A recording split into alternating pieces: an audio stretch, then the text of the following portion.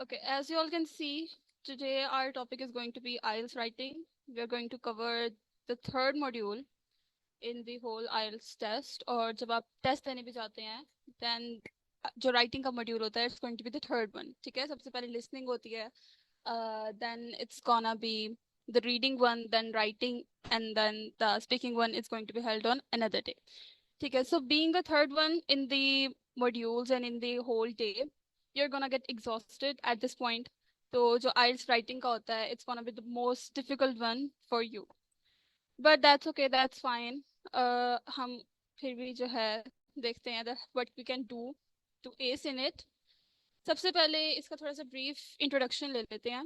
IELTS module होता क्या है and इसकी types कितनी होती हैं और इसमें हमने क्या क्या करना होता है. So there is an introduction, the IELTS academic writing. Okay, so we are gonna discuss the academic one, not the general training one, because इनमें इतना difference तो नहीं है. There is gonna be difference only at one point, जो कि letter writing में आता है.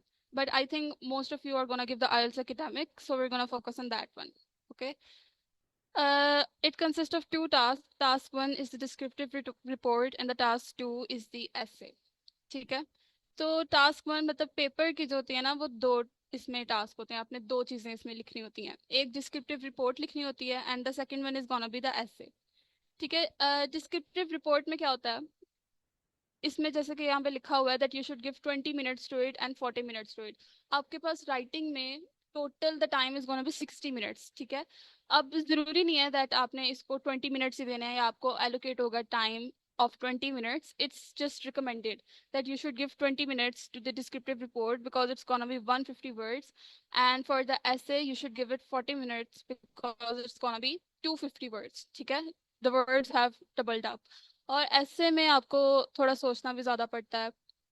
आपको अपने पॉइंट्स को समराइज करना होता है. आपको देखना होता है कि ऐसे का टॉपिक क्या है and how we are gonna write this. Okay, and all that things. तो you should give the report 120 minutes and the essay 40 minutes. और अच्छा, रिपोर्ट में होता क्या क्या होता है, इसमें आपको कोई भी ग्राफ दे सकते हैं वो लोग, कोई चार्ट दे सकते हैं, टेबल दे सकते हैं, कोई भी डायग्राम दे सकते हैं, and then what you are gonna do, you are gonna describe that. ठीक है. फॉर एग्जाम्पल एक ग्राफ होगा, उसमें कोई डाटा दिया होगा and they are gonna say that describe what you understand from this given graph or from this given report. और फिर आपने उसको डिस्क्रिप्टिव फॉर्म में लिखना है in the 150 words that whatever you understand from that. Okay. और फिर आता है task two which is the essay one. Okay, so essay one ये थोड़ा डिफिकल्ट भी होता है बिकॉज ऐसे ये नहीं होता कि they are gonna give you a topic इस पे ऐसे लिखें. They can give you a statement और उस पर वो पूछेंगे कि आपके ओपिनियंस क्या हैं, या फिर दे गोना आस्क के this is the statement and do you agree और डिसएग्री विद द स्टेटमेंट. हम इस सब चीज़ों को डिटेल में भी आगे जो है वो डिस्कस करेंगे so that you will understand it more concisely. But this one like the brief intro you can say. अच्छा, so evaluation criteria. अच्छा, इसको जानने से पहले I'm gonna show another thing to you guys so you can understand this well, which is the answer sheet for the writing module. Okay, this is gonna be your answer sheet जिस पे आप अपने answers लिखेंगे writing module में. ठीक है. You're gonna fill this up जो कि आपकी information मांगी हुई है, and this is the area you're going to write your answer for the task one. This is the report writing. Okay, 150 words. Do not write below this line, means you should not cross this line. Okay, this is for the checker. Okay, so this is the thing I was going to show you. ये है आपका evaluation criteria. यहाँ पे TACC, LR, GRA and so on. We're going to discuss this. ठीक है. तो ये आप देखें.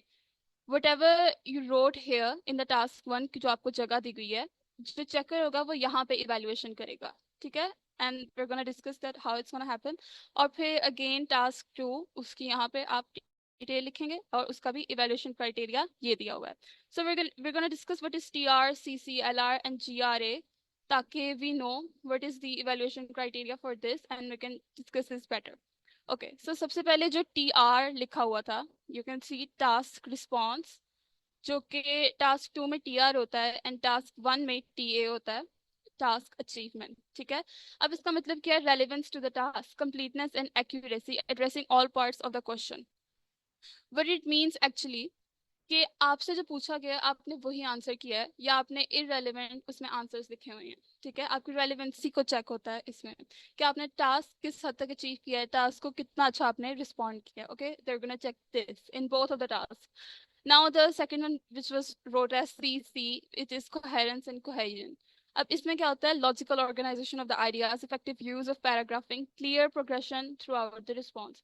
अब इसमें ये उन्होंने देखना है that how much logical your reason is, ठीक है। If they ask for example, आपको ऐसे उन्होंने पूछा है that the statement goes as should the primary education be free in all the countries of the world, do you agree or disagree with this statement, ठीक है। अब आपने अपना आंसर देना है। अब उन्होंने चेक करना है that rather you agree or disagree, they're not gonna see that कि मॉरली कौन सी चीज करेक्ट है। एजुकेशन फ्री होनी चाहिए, आप सोचते हैं okay education is like a good thing for everyone so it should be free. They are not gonna check you morally और ethically, they are only gonna see कि आपने जो रीजंस दिए हैं वो कितने लॉजिकल हैं, ठीक है।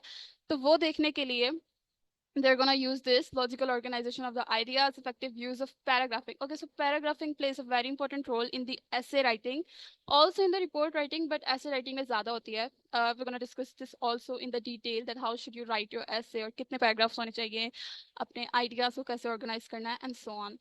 Then clear progression throughout the response, that you are progressing clearly.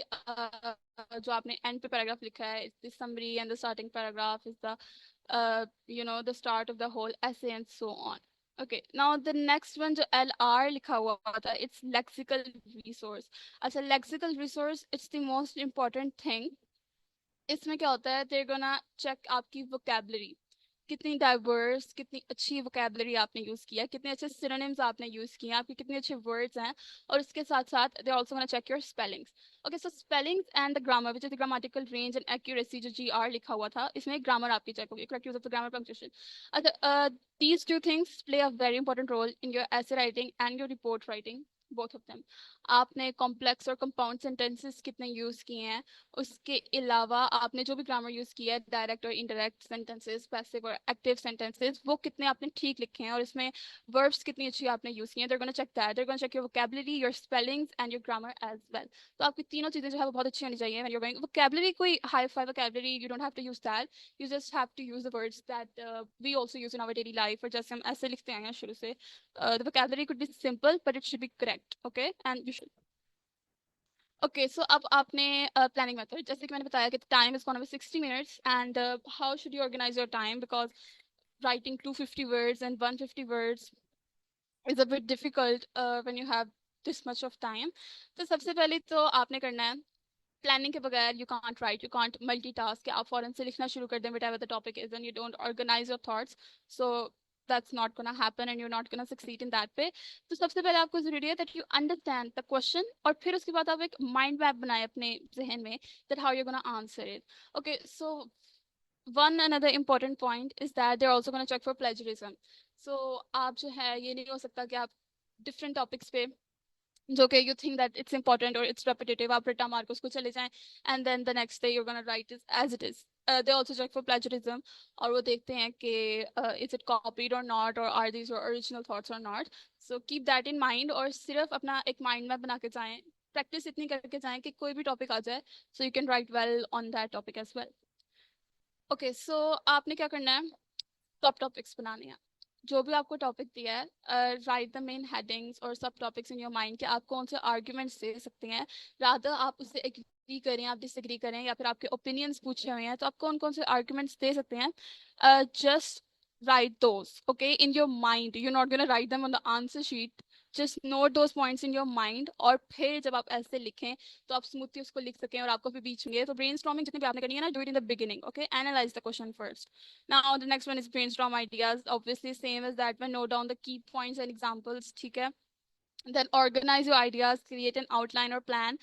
Same जैसे हम शुरू में यूज करते होते थे द बबल मेथड, कि जिसमें आपका जो मेन हेडिंग है, right that in the center and then make bubbles of all the sub topics that you are gonna write in the body paragraphs. तो आप उसको भी फॉलो कर सकते हैं, but only in your mind, okay, don't write that on the answer sheet. और फिर create an out, you can't just write with an empty mind और all that. Decide the order of the points and clarify and logic, ठीक है. आपने जितने भी reasons देने हैं वो लॉजिकल होने चाहिए. इलॉजिकल रीजंस देंगे सिर्फ वर्ड काउंट कंप्लीट करने के लिए, then it's gonna be a waste of your time and also writing and all that. Okay, write a clear introduction, develop the body paragraph, write a conclusion. ये जो हमारे पास आते हैं ना, it is the structure of the essay, जो कि हम उसको आगे भी डिटेल से डिस्कस करेंगे, that how you should write your एसे, और उसमें कैसे अपने आपने आइडियाज को ऑर्गेनाइज करना है, and so on. We gonna discuss this in detail, but यहाँ पे हम इसका एक इंट्रो भी ले लेते हैं, that write a clear introduction. Okay, so whatever essay you are writing, और whatever side you choose in the agree or disagreement, या फिर अगर आपसे कोई भी और, अच्छा चूज, आपने हमेशा वो साइड करनी है जिनके आपके दिमाग में ज्यादा लॉजिकल आंसर्स हो। Don't choose emotionally, choose rationally. Okay, ताकि आप जो है उस पर अच्छे से लिख सकें। State your thesis on the main argument, ठीक है। ये टास्क 2 में आपने जो लिखना होता है कि आपका मेन आर्ग्यूमेंट कौन सा, right that in the beginning and then drag that along. उसको ड्रैग करने की इतनी जरूरत भी नहीं है, you can finish that up in one body paragraph and so on. जो आपने सेकंड पैराग्राफ लिखना होगा उसमें आप चेंज कर सकते हैं, ठीक है। बॉडी पैराग्राफ्स, इसमें यही है कि जब आपने 250 वर्ड्स का एक ऐसे लिखना है, तो उसमें एक पैराग्राफ से आप नहीं कर सकते ऑब्वियसली। एक आपका इंट्रोडक्टरी पैराग्राफ होता है और एक कंक्लूजन का पैराग्राफ होता है, और जो बीच में पैराग्राफ्स होते हैं उसको हम बॉडी पैराग्राफ्स कहते हैं। तो आप वो 2 to 3 लिख सकते हैं। अगर आप एक ही लिखेंगे ना, then it's not gonna give a good impression on the checker also. तो you can write like 2 to 3 body paragraph, it will be good. And write a conclusion, obviously जैसे हमारा इंट्रोडक्शन होता है वैसे भी क्लियर कंक्लूजन होना जरूरी है, जिसमें आपने अपने पैराग्राफ्स में, बॉडी पैराग्राफ्स में भी जितने आपने अपने पॉइंट्स और लॉजिकल रीजंस दिए हैं उसको सबको आप समराइज करते हैं, and relate to your thesis. Thesis again refers to your paragraphs that you wrote. Avoid introducing new information, ठीक है। कंक्लूजन में आपने सिर्फ कंक्लूड करना है, कोई न्यू इन्फॉर्मेशन नहीं देनी। All the information will be given in your paragraphs. Okay, before discussing task 1, हम इसमें एक और पॉइंट ऐड कर देते हैं, that how should you right calligraphy wise and how should be your writing. Okay, so your writing is not going to be judged, लेकिन it should be readable, ठीक है। जिसको हम उर्दू में कहते हैं कि साफ लिखाई होनी चाहिए आपकी, ठीक है। इट शुड नॉट बी कि आपने कैलीग्राफी के साथ लिखना है और हेडिंग बना बना के लिखना है। It's not that deep. आपने बस ऐसा लिखना है कि जो चेकर को इजीली समझ आ सके। अपने स्पेलिंग्स करेक्ट रखनी है, ग्रामर करेक्ट कर रखनी है, and you are gonna ace it, believe me. Okay, so question types. सबसे पहले हम टास्क 1 को डिस्कस करने लगे हैं यहाँ पे। और टास्क 1 हमने जैसे बताया, it's gonna be a descriptive report. अब रिपोर्ट में किस टाइप के वो क्वेश्चंस पूछ सकते हैं, हम उसको सबसे पहले डिस्कस करेंगे। There could be line graphs. अच्छा, लाइन ग्राफ्स जो होते हैं, I am gonna show you, this is an example of line graph. और जो सेकंड ग्राफ की टाइप्स होती हैं, bar chart, this is an example of bar chart, ठीक है। I guess you all are familiar with this कि line chart क्या होता है। उसमें से लाइन दी होती है, then X axis and Y axis पे इंफॉर्मेशन होती है, and then we are just gonna comprehend that information. Similarly bar chart में भी ऐसा ही होता है, that X axis and Y axis पे आपके बार्स बने होते हैं, ठीक है। और इसमें जो होता है, ऐसे कलर्स के जरिए भी वो लोग इंडिकेट कर सकते हैं, और इसमें कंपैरिजन भी हो सकता है between the two things. Okay, so firstly हम डिस्कस करते हैं इसको। अच्छा, ऐसे आपको एक क्वेश्चन दिया होगा, एंड देन उसके सामने ही ग्राफ बना होगा, रादर लाइन ग्राफ और bar graph. Bar chart is not graph, it's bar chart, ठीक है। उसके आगे ही आपका ग्राफ और चार्ट बना होगा, एंड देन आपने एक्सप्लेन करना है, ठीक है। दिस इज एन एग्जांपल कि मैंने वैसे ही यहाँ पे पुट कर दिया है। We are gonna read this. The graph below shows the number of university graduates in Canada from 1992 to 2007. Summarize the information by selecting and reporting the main features and make comparisons where relevant, ठीक है। यहाँ पे वो लोग बता रहे हैं कि उन्होंने जो ग्राफ दिया है, it represents the number of graduate students in Canada from this year to this year, and you are gonna summarise the information by selecting and reporting the main features. अब आपको जो ग्राफ दिया होगा ना, this is like an entirely different graph, this is just an example of line graph. But आपको जो graph दिया होगा उसमें ऐसे ही लाइंस बनी होंगी, मजीद भी हो सकती हैं। It's only a simple one, यहाँ पे सिर्फ 2 लाइंस हैं, but it could be more than this. और वहाँ पे एक लाइन फॉर एग्जांपल 2007 की होगी और एक 1992 की होगी, एंड देन उसमें साथ जो उसमें बीच में जो जितने भी ईयर्स आ रहे हैं उनकी लाइंस होंगी, and then they are gonna give the number of graduate students एक जगह पे, and on the other thing they are gonna give something else, और आपने उसको मैच कर करके बस बता ही जाना है कि okay in 2007 this number of students were graduated from the university in Canada, and from the year this इतने हो गए in the year this, ठीक है। इसमें बस आपने ग्राफ को एक्सप्लेन करना है, ठीक है। Explaining a graph is quite easy, it's not something that difficult. Describe the trends over time, ठीक है। आपने ट्रेंड्स ओवर टाइम को highlight the significant changes and compare between different. Okay, so जैसे आप देख सकते हैं ग्राफ में इट गोज ऑन इंक्रीजिंग, ठीक है। So for example if the number of graduates goes on increasing, या फिर वो डिक्रीज भी हो सकते हैं depending upon the graph given to you. तो आपने उसको कंपैरिजन में बता देना है that the number of graduates, the number of students who graduated from the university in 1992 are lesser than the coming years और सो ऑन। ठीक है, आप उसको मतलब एक्सप्लेन कर सकते हैं हाउ यू वांट। और इसमें आपकी वोकैबुलरी थोड़ी डिवर्स होनी चाहिए, क्योंकि आप एक ही चीज़ को बार बार एक्सप्लेन करेंगे, तो यू शुड नो सिनोनिम्स। ठीक है, इंक्रीजिंग के साथ साथ उसके कोई और आप सिनोनिम्स यूज कर सकते हैं। It's gonna be helpful for you. Now next one is the bar chart. जैसे आपको लाइन ग्राफ आया है, इसमें से बार चार्ट भी आ सकता है। सो इसमें हम क्वेश्चन देख लेते हैं।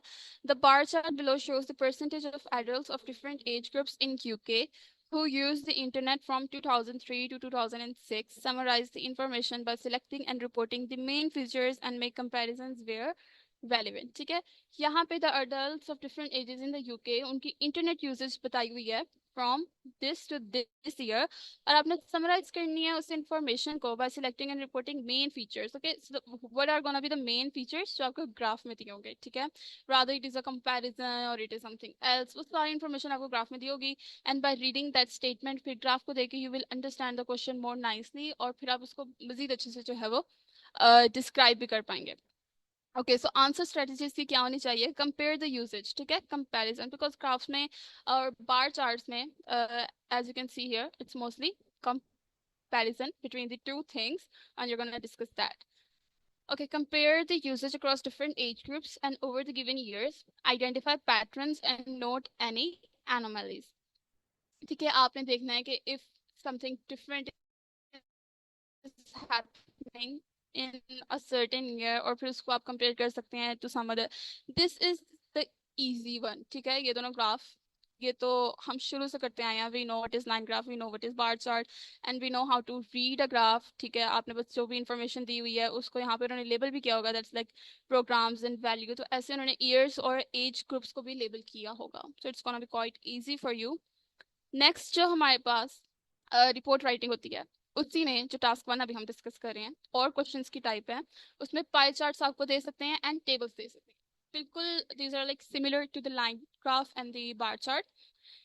इसमें क्या होगा that a pie chart would be given to you and a question, a statement would be given to you like this example question, और फिर उसके बाद आपको पाई चार्ट दिया होगा, and then you are gonna just summarise the information and you are gonna comprehend your answer in a precise वे। ठीक है, this is the example of the pie chart। you can see this is a pie chart। pie chart में बस ये difference होता है that's gonna be ना circle shape, और इसमें different उन्होंने sections label किए होते हैं by colors और by percentage, and उसको फिर उन्होंने बताया होता है that it is this country this और जो भी आपको क्वेश्चन पूछा है। and then table क्या होता है? इसमें rows और columns होती हैं, एंड उसमें इंफॉर्मेशन गिवन होती है बाय ऑब्वियसली उसमें आपको फर्स्ट कॉलम में फर्स्ट रो में बताया भी होता है that what is gonna be about. Okay, so here is an example of the pie chart। The pie charts below show the average household expenditures in Japan and Malaysia in 2010। Okay, summarize the information by selecting and reporting the main features and make comparisons where relevant। ठीक है, so report writing में comparisons करना is the basic strategy you're gonna use। ठीक है, आप सबसे पहले इसमें क्या करेंगे, पाई चार्ट में क्या आप प्रोपोर्शंस को डिस्क्राइब करेंगे कि उन्होंने क्या हुआ है कि जापान और मलेशिया में 2010 में जितने भी एवरेज हाउस होल्ड एक्सपेंडिचर्स थे उन्होंने वो पाई चार्ट में डिस्क्राइब किए हैं। ठीक है, तो सबसे पहले आप जापान के बताएंगे। ओके, आपको इन्फॉर्मेशन तो पाई चार्ट में ही होगी ना, आप जापान के बताएंगे this what happened in Japan house hold. ठीक है, एंड फिर आप मलेशिया के बताएंगे।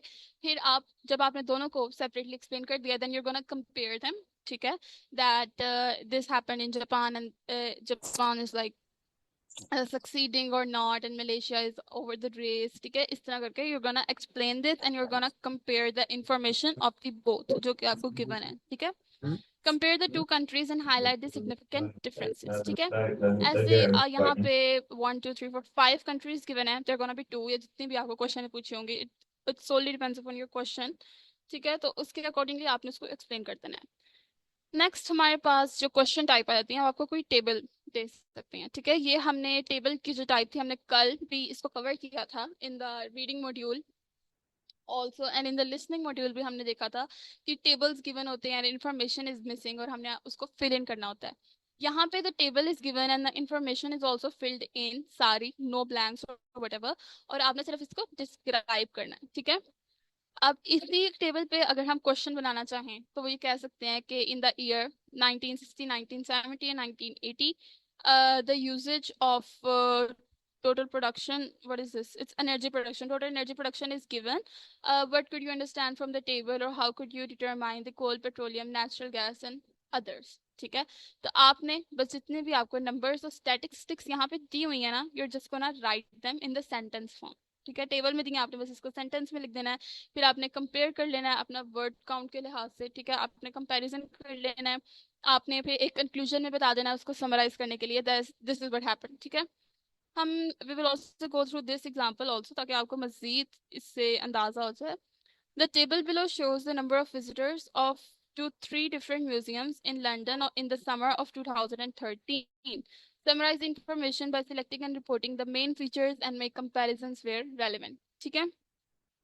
उन्होंने बताया हुआ है कि नंबर ऑफ विजिटर्स बताए हुए हैं इन 3 डिफरेंट म्यूजियम्स इन लंदन। आपने जो है बस कंपैरिजन करके बताना है कि कहाँ ज़्यादा विजिटर्स हैं, कहाँ कम विजिटर्स हैं, और इस साल जो हैं वो विजिटर्स इस म्यूजियम में ज़्यादा हुए, इस साल इस म्यूजियम में ज़्यादा हुए, then this museum is the more succeeding one in my opinion, ठीक है, on the number of visitors. इस तरह करके बस आपने सिंपल इंग्लिश में उसको एक्सप्लेन करना है, it's not something that difficult. And then answer strategy भी इसकी है, compare the visitor number across museums and time period, note any trends and highlight key differences. Okay, whatever I explained to you, this is the same thing. Okay, we discussed this. अब इसमें जो last question type है वो इस तरह आपको कोई diagram भी दे सकते हैं, डायग्राम हो सकती है, फ्लो चार्ट हो सकता है, ठीक है, कोई फिगर हो सकती है, उसको आपने एक्सप्लेन करना है। उस वो ऑब्वियसली ऐसे ये लेबल्ड होगी, जैसे यहाँ पे ये लेबल्ड है, it is diagram of tree to bar chocolate making, ठीक है, ट्री से बार तक चॉकलेट मेकिंग की ये डायग्राम है। एंड ऑब्वियसली डायग्राम को देखते हुए you can understand that how it's happening, arrows बने हुए हैं। ऐसे ही कोई फ्लो चार्ट डायग्राम भी हो सकती है। विदाउट फ्लो चार्ट डायग्राम को पता है क्या होती है, जिसमें डायग्राम्स नहीं होती, सिर्फ एरोज होती हैं और इन्फॉर्मेशन होती है। We gonna write that in sentence only, ठीक है। It's easy, it's not that difficult, सब कुछ लिखा हुआ है, आपने बस उसको कॉम्प्रीहेंड अच्छे से करना है, ठीक है। अब इसकी हम देख लेते हैं example in the question, processes and maps. The diagram below shows the process of making coffee. Summarize the information by selecting and reporting the main features and make the comparisons be relevant, ठीक है। तो इसी तरह इसमें आपको जो heading दी होगी इस डायग्राम में, it would be the diagram below shows the process of making chocolate from the tree. Summarize the information by selecting and reporting the main features, blah blah blah. आगे same thing वो repeat होगी, and then you're gonna write your answer. आपने simply लिखना है, यहाँ पे देखें ना, कोकोआ प्लांटेशन हुई, फिर उसके बाद यहाँ से जो राइप बीन्स थे उसको लिए, then they're gonna dry that, they're gonna separate and roast किया, उसको grind किया, and then the package and tempering करके उसकी चॉकलेट बार बन गई, ठीक है। यहीं पे जो वर्ड्स लिखे हैं आपने उसी को सिंपल इंग्लिश में अपनी वर्डिंग में कन्वर्ट करके लिख देना है, whatever you understand, whatever you comprehend from this. Okay, एक मैप की एग्जांपल भी यहाँ पे दी हुई है क्वेश्चन की। एक माइंड मैप सा भी हो सकता है, या किसी सिटी, किसी कंट्री, कंट्री का तो नहीं, खैर किसी वैसे किसी एरिया का मैप हो सकता है, और उसके बारे में आपसे इंफॉर्मेशन पूछ सकते हैं, तो उसमें भी आपने बता देना है कि यहाँ पे क्या हो रहा है, जो भी आपको समझ आ रही है, you're gonna just explain that. The maps below show the center of a small town called Islip, and it is now as it is now, and plans for its development. Summarize the main information by selecting and reporting and comparisons where relevant, ठीक है। अब इसकी answer strategy क्या है, for processes describe each step in sequence, ठीक है। Sequence is what matters, आपने पहले ये स्टेप बताना है, सेकंड ये होगा, थर्ड ये होगा, and then so on. For maps, compare changes between the two maps and highlight major development, ठीक है। अच्छा, वो कह रहे हैं कि जब प्रोसेस होगा ना, you can focus on the sequence, और जब मैप्स होंगे तो आपने कंपेयर करने हैं चेंजेस को between the two maps and highlight major development, ठीक है। Whatever the development is happening और whatever you are seeing on the map, you are just gonna explain that, okay. I hope you are getting my point. We are gonna move forward on our task 2 of the writing module, ठीक है। I hope कि आप लोगों को task 1 की समझ आ गई होगी। It was easy, report writing थी, उसमें बस आपने जो भी आपको चार्ट या ग्राफ और मैप और प्रोसेस दिया होगा, you just gonna explain that in 150 words. आपकी ग्रामर करेक्ट होनी चाहिए, स्पेलिंग्स करेक्ट होनी चाहिए, एंड ऑल दैट, ओके। तो अब हमारे पास टास्क 2 आ जाता है एसेस का। अब एसेस की टाइप्स होती हैं, They're not going to give you a single topic and say write an essay on this जैसे कि बचपन में होता था. No, this is not happening here. They're gonna ask reasonable questions आपसे, ठीक है, ताकि आप logical answers दे सकें उसके, irrespective of the universal truths के बजाय अपने आपने logical answers देने हैं. तो first type of हम यहाँ पे types of essays को सबसे पहले discuss करेंगे, ठीक है. 4 types of essays को हम यहाँ पे discuss करने जा रहे हैं. सबसे पहली type है opinion essays. They're gonna ask about your opinion, that what do you think. अच्छा, अब essay writing में आपने एक बात याद रखनी है, आप जोन सी साइड पे चूज करेंगे, then it is not incorrect, ठीक है. कुछ भी करेक्ट या इनकरेक्ट नहीं होगा इसमें. राइटिंग मॉड्यूल में उन्होंने सिर्फ आपकी स्पेलिंग देखनी है, आपकी लॉजिक देखनी है, आपने जोन सी साइड भी चूज की है, irrespective of the ethics, irrespective of your emotions. आपने जो साइड भी चूज की है, they're only gonna see कि आप कितने well versed हैं उस साइड में, आपने कितने अच्छी तरीके से अपनी साइड को डिफेंड किया है. They're only gonna see that, ठीक है. So keep that in mind. Choose whatever sides में आपको लगता है आप अच्छे लॉजिकल आंसर्स दे सकते हैं. गोना चूज दैट साइड, ठीक है. तो हम ओपिनियन एसेस जो इसकी फर्स्ट टाइप है, we gonna see the example.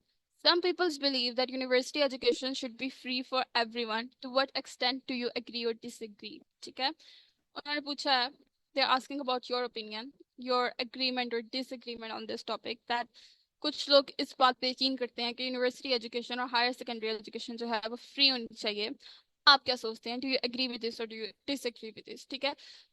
Now don't go for ethical answer that okay I agree with this because university education free होनी चाहिए, because education necessary है सबके लिए, and that's it. You don't have any logical answer.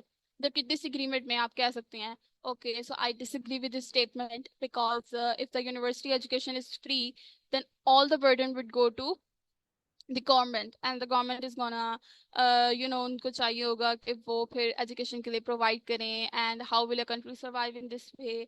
और फिर आप दूसरे मुल्कों के एग्जांपल्स दे सकते हैं, ठीक है. इस हवाले से आपको नॉलेज होना चाहिए, यू शुड हैव दैट, ठीक है. But if you choose the agreement size, तो उसके लिए भी आपके पास लॉजिकल रीजंस होने चाहिए that yes education is necessary for everyone. फिर आप यूरोपियन कंट्रीज की एग्जांपल दे सकते हैं, जापान की एग्जांपल दे सकते हैं, जहाँ पे हेल्थ केयर रिफॉर्मेंट्स और एजुकेशन रिफॉर्मेंट्स की वजह से the population is growing, and उधर सक्सेसफुल जो है वो उनकी यंग जनरेशन है, दे आर नॉट अनएम्प्लॉयड और एनीथिंग. लेकिन इसके साथ साथ आप फिर उसकी एक नेगेटिव साइड भी दिखा सकते हैं कि जापान में वर्कलोड बहुत ज़्यादा है. इस तरह करके आप अपने ऐसे को लेके जाएंगे 250 वर्ड्स तक लॉजिकल आंसर्स देते हुए, ठीक है. एग्जाम्पल्स, ठीक है. Reasons and examples and address the contra arguments, counter arguments. Now discussion essays. सबसे पहले थे हमारे पास opinion essays. Now the second type is the discussion essays. Discussion essays में क्या होगा कि they're gonna ask you and give your opinion. आपने दोनों व्यूज को उसमें डिस्कस करना है. We gonna see the example. Some people think that government should invest in saving endangered animal species, while others believe that money should be spent on human population in need. Discuss both views and give your opinion. ठीक है.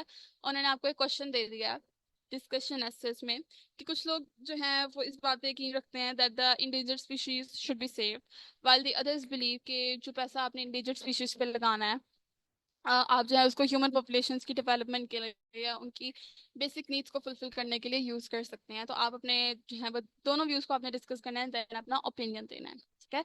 तो सबसे पहले इसमें आप क्या करेंगे in writing this type of essays? आप दोनों व्यूज को लेके चलेंगे, and in the conclusion paragraph, जो आपका लास्ट पैराग्राफ होगा, उसमें आप अपना ओपिनियन हल्का सा दे देंगे. एंड इट्स नॉट नेसेसरी कि उसमें भी आप साइड लें. यूर गोना से कि दोनों जो हैं वो नेसेसरी हैं. एनिमल्स भी जो है वो इकोसिस्टम में कंट्रीब्यूट करते हैं, और ह्यूमन एनिमल जो है वो बायोडाइवर्सिटी में कंट्रीब्यूट करते हैं. इसके अलावा जो ह्यूमंस हैं ऑब्वियसली उनके बगैर भी एनिमल सर्वाइव नहीं कर पाएंगे, और ह्यूमन नीड्स को भी देखना बहुत जरूरी है. So I would say that both of these are the two wheels of a same cycle, and without them we can not survive, our earth can not survive. ठीक है. तो आप ऐसे करके ऑन द होल भी एक answer दे सकते हैं, not necessary to take sides in this kind of situation, because you are just giving your opinion, it can't be wrong. उसके बाद आंसर स्ट्रेटजी हम देख लेते हैं. Present both sides of the argument, okay, provide supporting evidence for each, and then conclude your own opinion. ठीक है.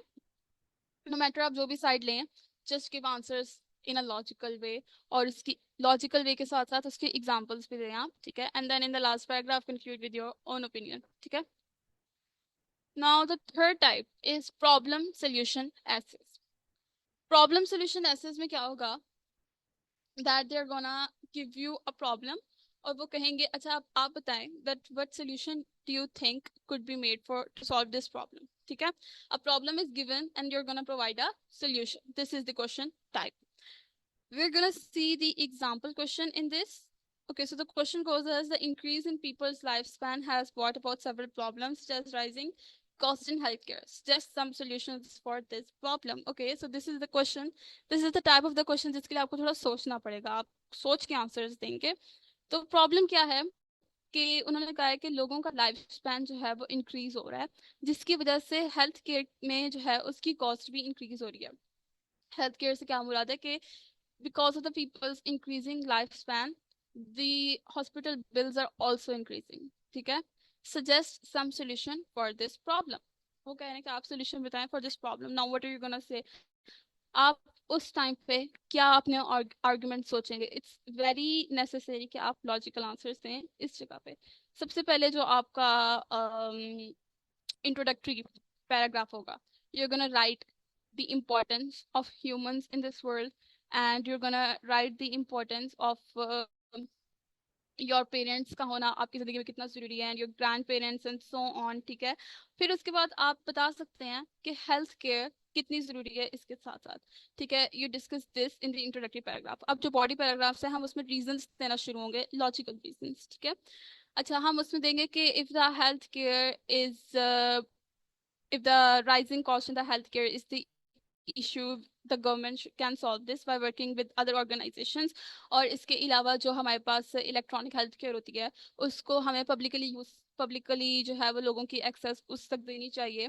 फिर you should give the examples of other countries जहाँ पे हेल्थ केयर वो फ्री है और people work in their life और फिर जब वो रिटायर हो जाते हैं देख के वो उस अपनी हेल्थ केयर से फायदा उठा सकते हैं. बिकॉज जब वो काम कर रहे होते हैं तब उनकी डिडक्शन होती रहती है from their salaries and goes into health care into the government account. ठीक है, so you should give examples of those countries and how those countries are succeeding. और वहाँ पे अगर लाइफ स्पैन ज़्यादा भी है, अगेन यहाँ पे एग्जांपल जापान की बहुत अच्छी आ सकती है. वहाँ पे अगर लोगों का लाइफ स्पैन ज़्यादा भी है, they are still the most one of the most succeeding nations in the world. ठीक है, because of their good health care system. ठीक है, आपको थोड़ी दुनिया की भी नॉलेज होनी चाहिए ताकि आप अपने आर्ग्यूमेंट में स्ट्रॉन्ग रीजंस पुट कर सकें उसको अच्छा बनाने के लिए. ठीक है, अब इसकी हम आंसर स्ट्रेटेजी देख लेते हैं. Identify the problem clearly. ठीक है, सबसे पहले आपने प्रॉब्लम को क्लियरली एक्सप्लेन करना है, फिर आपने इसकी कॉजेस को एक्सप्लेन करना है and then problem practical solutions with supporting details. ठीक है, आप जो भी सॉल्यूशंस देंगे they should be practical. They should not be like in the future हम ये कर सकते हैं. आप एग्जांपल देंगे कि अभी ये कुछ जगह पे हो रहा है और it's at its beginning levels, हम इसको मजीद अच्छा कर सकते हैं. ठीक है, this should be your argument. So I think we have discuss this one in detail. तो अब हम नेक्स्ट की तरफ जाते हैं जो आपकी fourth type of essay question task 2 में आपसे पूछ सकते हैं. It could be advantages disadvantages essays example question. ठीक है, इस टाइप के हो सकते हैं ऐसे जिसमें आपसे एडवांटेजेस और डिसएडवांटेजेस पूछे हों किसी भी चीज से, किसी भी चीज के हो सकते हैं, any topic actually around the world. वो मेरे को यहाँ नहीं पे समझता कैसे लगा गई ये तो होते हैं. Was it a question?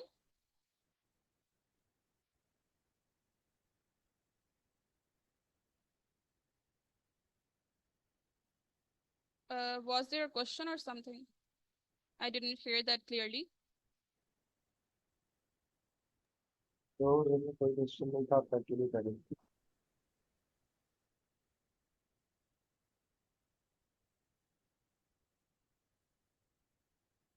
Can you repeat that?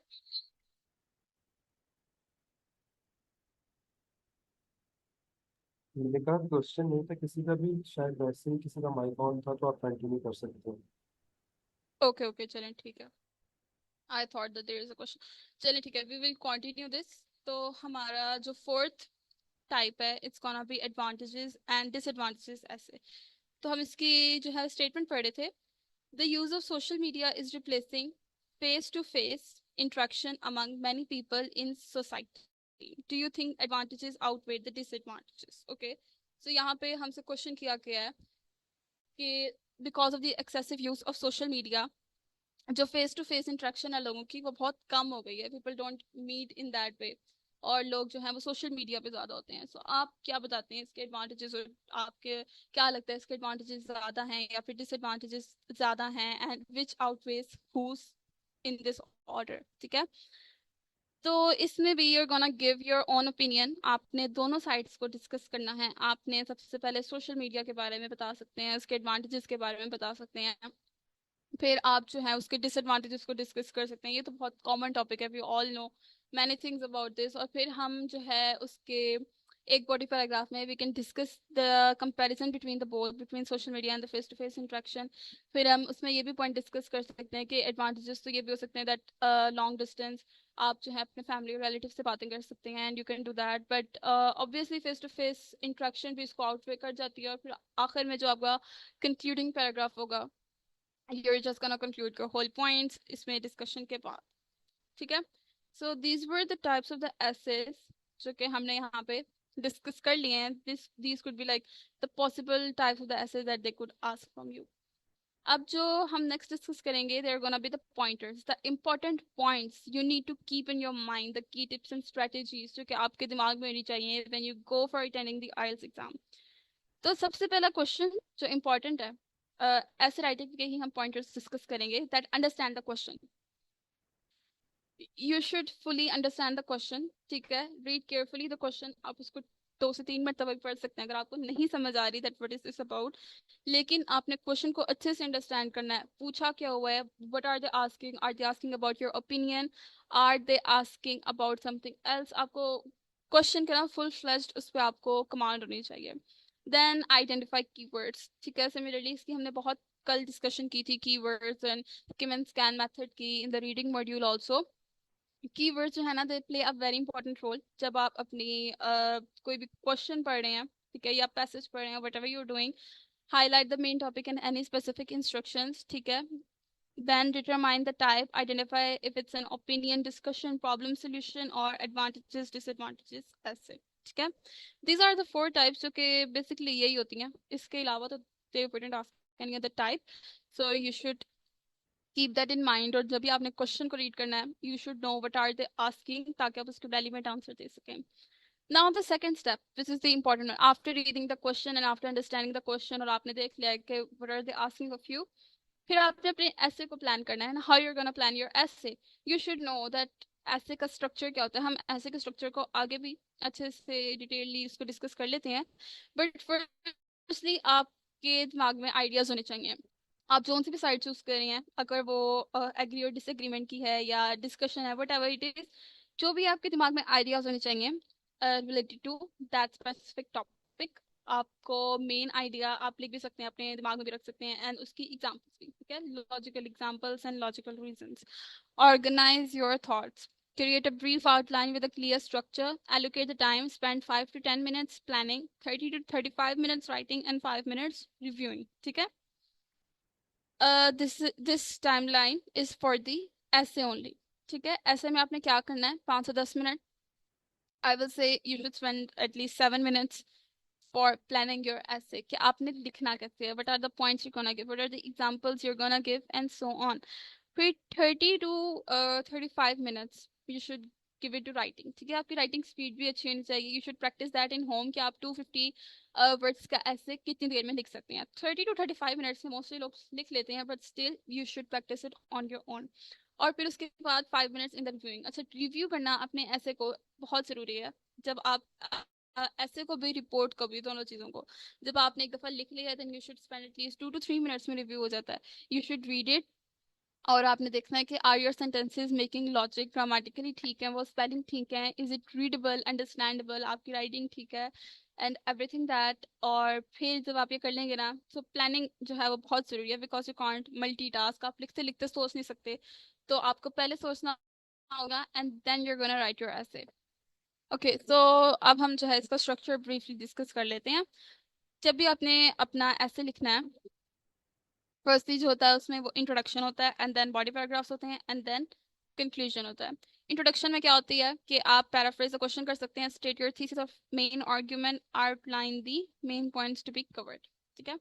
अब इंट्रोडक्टरी पैराग्राफ में क्या होगा कि जो आपको स्टेटमेंट दी होगी ना, what ever statement is this, जैसे हमने पहले डिस्कस की है, आप उसी स्टेटमेंट को पैराफ्रेज करके लिख सकते हैं, ठीक है। It's a brilliant topic sentence, but if you can't paraphrase the question, तो आप क्या कर सकते हैं, आप अपना कोई भी आर्ग्यूमेंट लिख सकते हैं।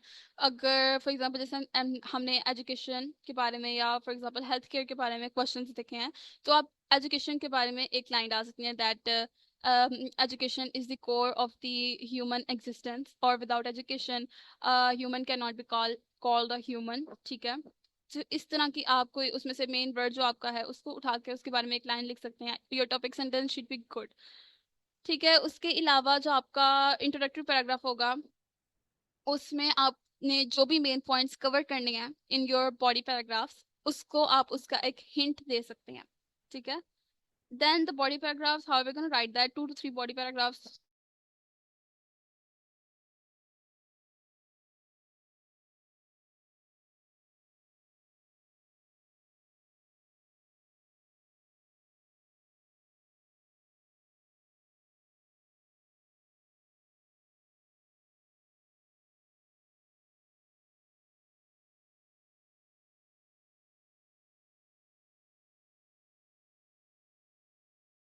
This is the best option and that's it, that's your conclusion, ठीक है।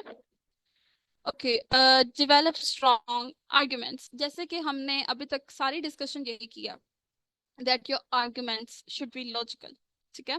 आपने जितने भी आर्ग्यूमेंट्स देने हैं, जितने भी पॉइंट्स देने हैं इन योर बॉडी पैराग्राफ्स, वो क्लियर होने चाहिए, इन डेप्थ होने चाहिए, और उनमें बैलेंस होना चाहिए, ठीक है। Make sure each point is clear and directly related to the question. Develop each point thoroughly with explanations and examples. Address both sides of the argument if required. ठीक है, this is the last point. It depends upon solely on your question. Question किस type का है? Are they asking about both sides or are they not? ठीक है, this depends on that. फिर उसके बाद यूज अप्रोप्रिएट लैंग्वेज, इसके जो हैं तो ये तो मार्क्स भी हैं आपके, जैसे हमने शुरू में ही सबसे पहले मैंने आपसे इवेल्युएशन क्राइटेरिया डिस्कस कर लिया था, ताकि आपको भी अंदाजा हो जाए that what is gonna happen and how are they gonna जज your exam, how are they gonna जज your essay and your report. तो उसके लिए आपने एक फॉर्मल टोन यूज करनी है, ठीक है। जैसे we have already discussed this, that don't go emotionally, go logically, go rationally, ठीक है। A variety of sentence structure, use simple, compound and complex sentences, advanced vocabulary, use a wide range of vocabulary accurately, and correct grammar, in short, ठीक है। This is the important one, तो इसको आपने अच्छे से note down भी कर लेना है, and you're gonna practice जितनी ज्यादा प्रैक्टिस करेंगे it's gonna be better for you, और उतना ज्यादा आपको एक्सपीरियंस होगा that what are they gonna ask about you. Okay, so manage your time, जिस तरह से हमने ये लेक्चर शुरू किया था, it's also gonna and in that वे, ठीक है। Manage your time, time is the key essence. 20 minutes for your report writing, 40 minutes for your ऐसे राइटिंग, ठीक है। This is like the recommended time, लेकिन अगर आगे पीछे हो जाता है देन इट्स फाइन। आप अपने ऐसे को जो है वो थोड़ा जल्दी लिखने की कोशिश करें, बिकॉज वर्ड काउंट तो हमने पूरा करना है, 250 वर्ड्स। कोशिश करें दैट जब आपने ऐसे लिख लिया है ना, तो कोशिश करें that it should B 280 to 290 words का वो होना चाहिए। 250 इज द लिमिट, लेकिन जब हम लिखते हैं ना तो कुछ वर्ड्स आगे पीछे हो जाते हैं, हमने जो प्रैक्टिस की होती है it's not exactly like that, so try to make it a bit longer, ठीक है। Then keep track of trying, prioritize, focus on completing the essay before perfecting language details, ठीक है। Okay, so review and edit and practice regularly. These are the same things कि जब आपने ऐसे लिख लिया है in your 30 to 35 minutes, तो 5 मिनट आपने आखिरी पे ऐसे को जरूर देने हैं, ताकि आपकी जितने भी मिस्टेक्स हैं आप उसको एक बार एडिट कर सकें, रिव्यू कर सकें, और ensure coherence, refine your language, ठीक है। We already discuss this in very detailed one.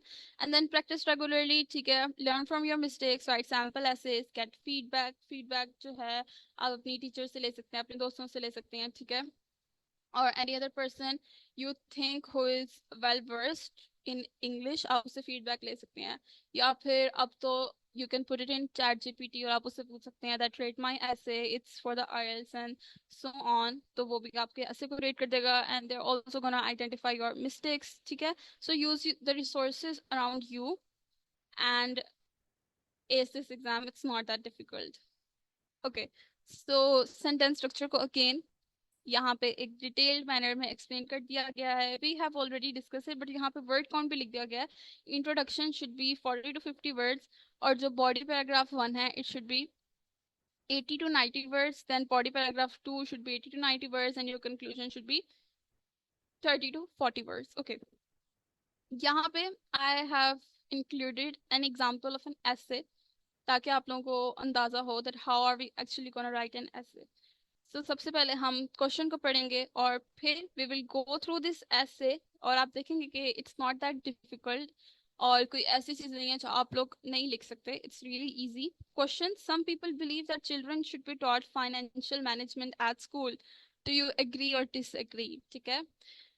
यहाँ पे उन्होंने आपका ओपिनियन पूछा हुआ है that rather you agree or disagree with this statement, and what is the statement that should children be taught financial management at school. ठीक है. सबसे पहले आपने आइडियाज को ब्रेनस्टॉर्म करना है. Okay, they are asking about financial management, but about children should they be taught in this school. तो आपने सोचना है okay I agree this to some context के करनी चाहिए फाइनेंशियल मैनेजमेंट, क्योंकि ये बच्चे ही कल को पढ़े होके they are gonna be the adults someday, तो they should know about financial management. It is good for them. तो मैं होती तो I will go for the agree side in this instead of the disagree side, क्योंकि जब आप agree में जाएंगे ना तो आप ज्यादा अच्छे आर्गुमेंट्स, इसमें रैशनल आर्गुमेंट्स दे सकते हैं. I'll read this once for you ताकि you go through this. तो हमारा टॉपिक सेंटेंस सबसे पहले we will read that. Teaching financial management to children in school is increasingly being recognized as essential. ठीक है. आप देख सकते हैं कि हमारे पास जो क्वेश्चन था ना, we have paraphrased that, we have rephrased that into our agreement. हमने सोचा okay we're gonna agree with this and then we paraphrase this according to our needs. ठीक है. This is a really good topic sentence. उसके बाद हम जो हैं जाएंगे in the first paragraph. In today's world where financial decisions are crucial at every stage of life, equipping young people with the necessary skills to manage money effectively is vital. I strongly agree that financial education should be the part of the school curriculum.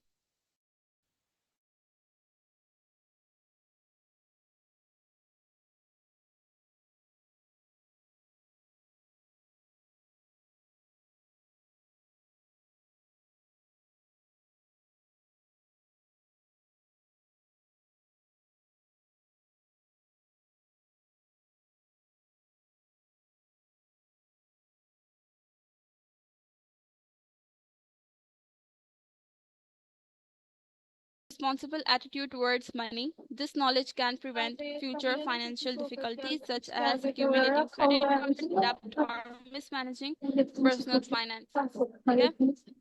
ये देख सकते हैं बहुत अच्छी यहाँ पे reason दी हुई है that these kids are gonna grow up and become adults one day, और जब वो हो जाएंगे so they should know how to manage their credit card, how to manage their bank account and their personal finances. उनको manage करने आने चाहिए. ये ना हो कि किसी और को आगे सिखाना पड़े, उनको बचपन से ही पता होना चाहिए. That's why it's necessary.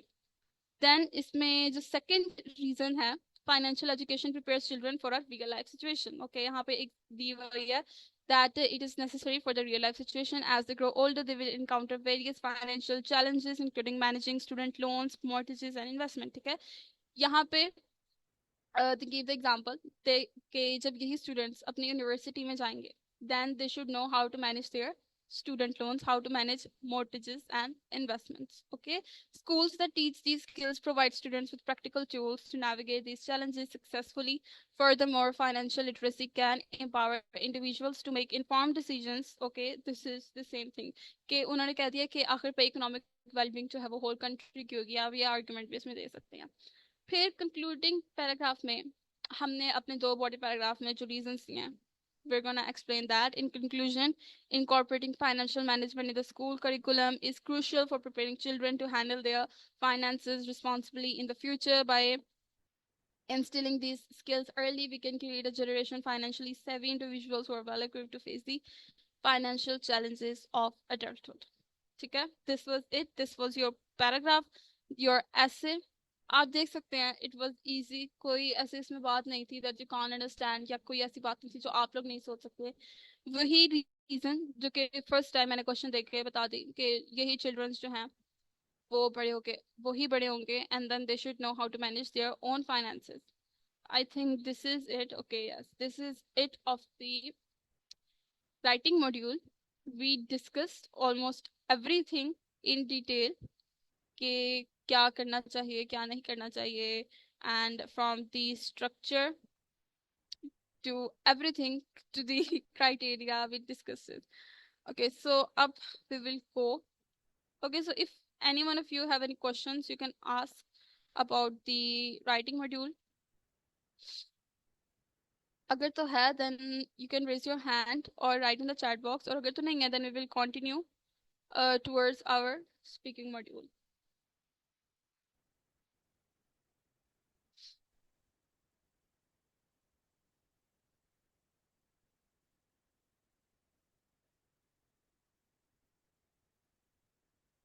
Okay, the real question is where to start the writing module practices. आप लोग जाते हैं ना, just go on Google and write. आपने जो भी सर्च करना, आपने अगर ऐसे के लिए प्रैक्टिस करनी है या फिर आपने रिपोर्ट राइटिंग के लिए प्रैक्टिस करनी है, just write that give me a dummy example of the writing module practice type for the beginners. आप जो भी चाहिए ना गूगल पे जाके लिखें. It will take you to websites जहाँ पे उन्होंने टाइमर के साथ आपको जो है वो दिया होगा that write the essay on this topic and write the essay on this and word count this, सारी डिटेल्स नहीं होंगी and then you're just gonna write that. और जब आपने एक दफा लिख लिया है and you want to test कि मैंने कितना अच्छा लिखा है, कितनी मिस्टेक्स हैं नहीं है, you can go and put that in ChatGPT या some other websites, वहां पे जाके you can check for the mistakes. ठीक है, हर चीज गूगल पे पड़ी है, but other than that I will share some websites with you also कि जहाँ पे राइटिंग की प्रैक्टिस आप अच्छे से कर सकते हैं and you can start the writing practice as a beginner. Okay, I hope I answered that question. Okay, if there are not any other questions, we're gonna continue towards our speaking module of the IELTS, which is the also the last module in the whole test. ठीक है, तो IELTS speaking जैसे कि I explained earlier कि listening, writing and the reading modules, these three takes place in one day on the same day with several breaks obviously. और जो IELTS speaking का module होता है, it takes place on another day, एक दिन बाद, 2 दिन बाद या फिर 3 दिन बाद it takes place, and it is a one-on-one conversation between you and the instructor and the interviewer. जो भी आपसे questions करेगा, you're gonna answer that. और it takes place okay, and it takes place for the 11 to 14 minutes की conversation होती है ये इस interview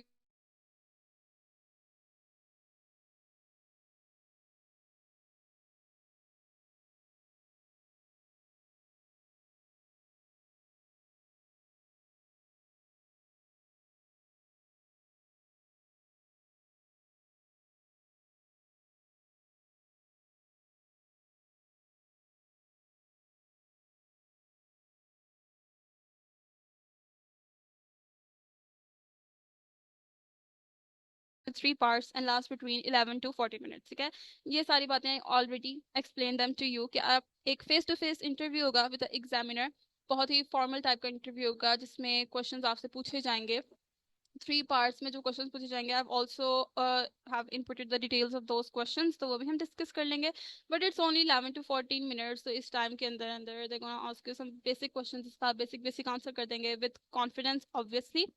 अच्छा, अब इसका पर्पस क्या है? Evaluate spoken English proficiency, real life conversation skills and broad assessment. ठीक है, अब the IELTS speaking module assesses your ability to communicate effectively in English. The format replicates real life conversation. ठीक है, इसमें क्वेश्चंस भी ऐसे होते हैं कि सबसे पहले जो फर्स्ट पार्ट होता है, they're gonna ask the basic questions about yourself, that what's your name, what are you studying, why are you going there, and so on. ठीक है, उसके बाद जो second part होता है ना, it's gonna be a bit detailed. वो आपसे पूछेंगे okay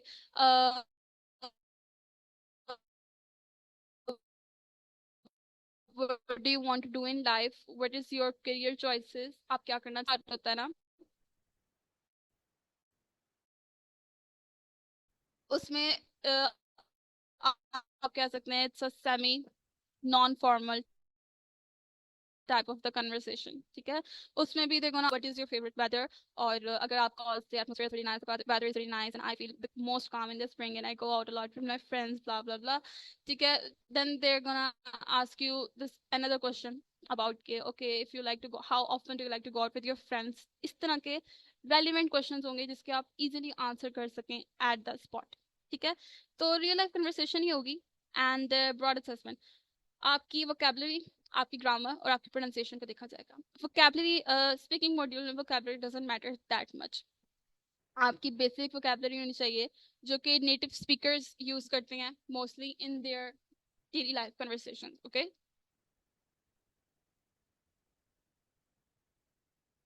अब हम इसका डिस्कस करेंगे format and structure. Face to face interview conducted with a certified IELTS examiner.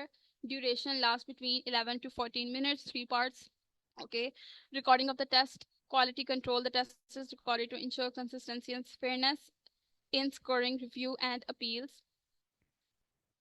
This test is also recorded. You should keep that in mind ताकि अगर जब आपका रिजल्ट आया and you think that it's not justified, आपने बहुत अच्छा किया था अपने स्पीकिंग टेस्ट में, but you got a relatively lower grade, a lower band in your speaking test, तो आप क्या कर सकते हैं, आप अपील कर सकते हैं कि हमारी टेस्ट को दोबारा देखा जाए और देखा जाए कि do we really deserve this band or not. ठीक है, so that is why the test is recorded. It's not of your concern वैसे इतना. Okay, so this is like the detailed one, question types and timing, क्या क्या time होता है, कितने time के लिए कौन सा पार्ट कवर होता है. सबसे पहला जो पार्ट होता है, it's introduction and interview. they're gonna take a really formal introduction of you. Duration होती है 4 to 5 minutes. Context, general questions about yourself, your home, family, work, studies and interest. ठीक है, बहुत जनरल क्वेश्चंस होते हैं. और जो फर्स्ट पार्ट होता है ना, इसमें आपने 1 सेंटेंस और 2 सेंटेंस ही आंसर देना होता है. डोंट ब्रीफली, लाइक अगर उन्होंने पूछा है ना कि do you work or study, ठीक है, आपसे ये पूछा है, then you're just gonna say currently I am not working, I'm just studying, and I am in this university in this semester. That's it. आप आगे उसका मजीद डिटेल नहीं बताएंगे कि यूनिवर्सिटी इज गुड या ये आई लाइक दीज सब्जेक्ट्स, उन्होंने पूछा नहीं है. You just gonna tell about your work or study. And can you tell me about your home town, then just tell about your hometown in 2 to 3 sentences. I would say 1 to 2 sentences are enough in the first part, in the part 1, because it is an interview kind of part. ठीक है, I hope you're getting my point. Now जो next part हमारे पास आता है ना, it's gonna be the long term. इसमें you can diversify and you can explain your answer a bit longer if you want. ठीक है, duration की होती है 3 to 4 minutes, 1 minute to prepare, 1 to 2 minutes to speak, 1 to 2 minutes follow-up question. अब इसमें होता क्या है, they're gonna give you a flash card. ठीक है, फ्लैश कार्ड का मतलब ये होता है कि एक कार्ड सा होता है of the cardboard you can say, और उसमें कुछ इंपॉर्टेंट पॉइंट्स लिखे होते हैं. आपका फॉर एग्जांपल क्वेश्चन लिखा होगा, क्वेश्चन के रिलेटेड कुछ पॉइंट्स लिखे होंगे, like for example describe a memorable journey you have taken. ये लाइन उस फ्लैश कार्ड पे लिखी होगी. ठीक है, और फिर वो कहेंगे that you can analyse this question. तो आपके पास 1 मिनट टू प्रिपेयर होगा. आपको एक पेन दिया जाएगा, फ्लैश कार्ड दिया जाएगा, एक पेन दिया जाएगा. आप उसके ऊपर लिख सकते हैं इंपॉर्टेंट पॉइंट्स जो कि आपके दिमाग में आ रहे हैं अकॉर्डिंग टू दिस क्वेश्चन. ठीक है, describe a memorable journey you have taken. आपके दिमाग में क्वेश्चन आ रहा है, ओके आई वेंट देयर, वो बहुत अच्छी जगह थी. आपने इंपॉर्टेंट पॉइंट्स उस फ्लैश कार्ड पे लिखने हैं बाय यूजिंग दैट पेन.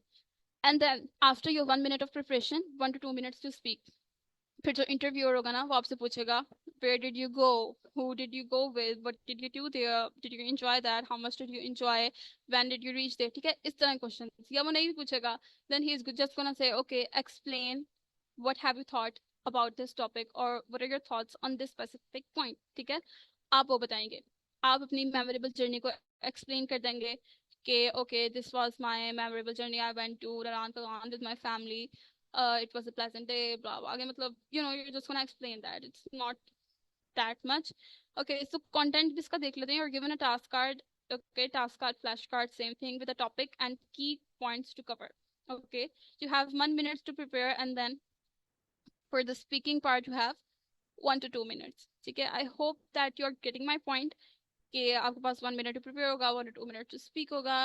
अगर आपको समझ नहीं भी आ रही ना अभी, I'm gonna show you a video for example, और उससे you're gonna get my point that what am I trying to say. here ये इसका क्या मतलब है. Okay, so part 2 भी ये होगा 3 to 4 minutes का. In the long term you will answer whatever question I have asked from you. Okay, so part 3 it's gonna be a discussion. Its duration is 4 to 5 minutes and content follow-up questions related to the part 2. Leading to a broader discussion of the related issue. What are the benefits of traveling? ठीक है. Part 2 में आपसे जो भी question पूछा जाएगा ना उसी के रिलेटेड ये डिस्कशन होगी, but it's in the long term. ठीक है, जैसे उसमें आपसे पार्ट 2 में क्या पूछा गया था, that describe a memorable journey you have taken, and then in the part 3 they're asking what are the benefits of traveling, how has travel changed compared to the past. ठीक है, blah blah blah, same questions will follow up and then you're gonna answer these questions confidently. Speaking में भी they are not gonna see कि आपका answer ठीक है या वो गलत है. आइल्स टेस्ट में कोई भी चीज करेक्ट या इनकरेक्ट नहीं होती. They are only gonna see कि आप कितनी कॉन्फिडेंटली बोल रहे हैं. दे ओनली गोना सी कि आप वोकैबुलरी कितनी अच्छी यूज कर रहे हैं, आप कितने फ्लुएंट हैं. आप रुक रुक के तो नहीं बोल रहे जैसे let me think about it, wait a minute, ऐसे इन फ्रेजेस का तो नहीं यूज कर रहे. They are only gonna check that आप कितनी अच्छे से बोल रहे हैं और जितने भी आइडियाज आपके माइंड में हैं क्या आप उनको इन द वर्ड्स एक्सप्लेन कर पा रहे हैं या नहीं कर पा रहे हैं. They're only gonna check that. This is the whole IELTS test. They're not gonna check for correctness or rather your answer is incorrect. Okay, so criteria for evaluation, it's closely similar to what we have seen in the writing test. इसमें भी fluency and coherence देखा जाएगा. आपका ability to speak smoothly without under hesitation logic. ठीक है, इसमें भी जरूरी है कि आप स्पीकिंग की प्रैक्टिस करें. अगेन मैंने जैसे कहा कि ऑनलाइन हजारों लाखों जो हैं hundreds and thousands of test पढ़े हैं. Even of the speaking, writing, reading, चारों मॉड्यूल्स के टेस्ट पढ़े हैं. You just need to search whatever you want. इसके अलावा आजकल यू कैन यूज एआई और चैट जीपीटी. उसके साथ आप वन ऑन वन कन्वर्सेशन कर सकते हैं स्पीकिंग टेस्ट की. आप उसको कह सकते हैं that be my interviewer, be my instructor और मेरे साथ आइल्स टेस्ट की प्रैक्टिस करो. They are gonna do that.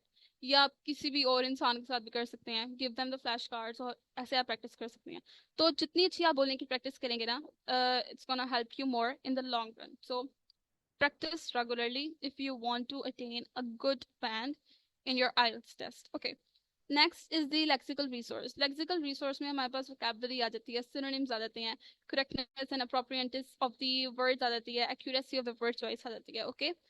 Then the next one is grammatical range and accuracy. How much grammar are you using? Correct use of the grammar, sentence complexity, and error frequency. Okay, so this is like the same grammar range and accuracy of the fluency and the coherence कि आप grammar कितनी अच्छी use कर रहे हैं and then कितनी smoothly आप उस grammar को या उन ideas को आप words और sentences में explain कर रहे हैं without breaking your sentence and without thinking too much. How are you explaining it? Then pronunciation. Pronunciation जरूरी नहीं है that you have to follow a certain accent, American या British or Australian or Irish or something other. आप जो भी बात कह रहे हैं वो समझ आनी चाहिए. This is the main goal. ठीक है, ऐसी pronunciation ना हो, ऐसे टूटे फूटे अल्फाज ना हो जो कि इंटरव्यूअर को, इंस्ट्रक्टर को समझ ना आए.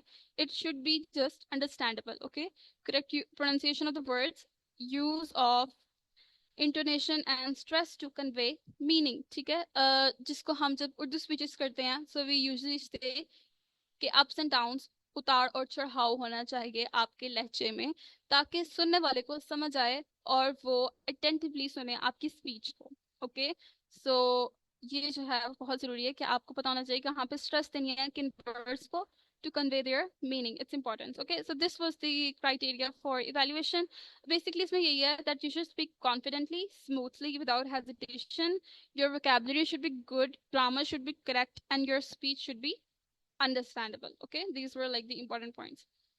Okay, so इसमें pointers क्या हैं कि speaking module में हमें किन बातों का mainly ख्याल रखना चाहिए और हमें कैसे बोलना चाहिए, कैसे तैयारी करनी चाहिए. खैर कैसे तैयारी करनी चाहिए इट्स इज समथिंग जो कि इंडिविजुअली आप पे डिपेंड करता है that how much time you give this. जितना टाइम देंगे उतनी अच्छी तैयारी होगी. Okay, let's go towards the pointers. इसमें है be natural and engaging. Again जैसे कि मैंने आपको पहले बताया that it's going to be a conversation. It is a communication test. तो आप जैसे अपने दोस्त से बात करते हैं ना उर्दू में, वैसे ही आपने इंस्ट्रक्टर से बात करनी है इंग्लिश में। This is the only difference, only the language is different, but it should sound like a conversation. It shouldn't be like an interview. It should sound like a conversation. Okay, provide full answers, avoid one word responses. ठीक है, जैसे कि मैंने आपको कहा है कि even in the first part जो हमारा स्पीकिंग टेस्ट होता है, उसमें आपने वन वर्ड आंसर नहीं देना, एटलीस्ट 2 to 3 सेंटेंसेस होने चाहिए इवन इन दैट आंसर।